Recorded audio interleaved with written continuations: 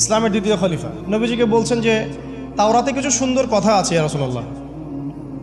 এই কথা বা এই স্টেটমেন্ট শোনার সাথে সাথে নবী সাল্লাল্লাহু আলাইহি ওয়াসাল্লামের চোখ মুখ রাগে লাল হয়ে গেল। হাদিসটা মিশকাতে আছে। রাগে লাল হয়ে নবী সাল্লাল্লাহু আলাইহি ওয়াসাল্লাম বলছেন যে ইয়া ওমর, হে ওমর, তুমি আমার সামনে তাওরাত পড়ছো? জেনে রাখো, লাউ কানা মূসা হাইয়ান, যদি মূসা আলাইহিস সালাম এখন জীবিত থাকতো। তাওরাত কার উপর নাজিল হয়েছে?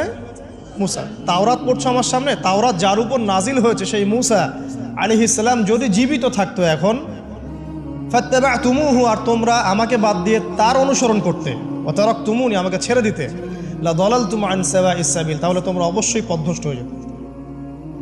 তাওরাত পড়ছো, এখন যদি মূসা আলাইহিস সালামও জীবিত থাকতো আর তোমরা আমাকে বাদ দিয়ে নবী মূসার অনুসরণ করা শুরু করতে, তোমরা অবশ্যই জাহান্নামী হয়ে যাবে।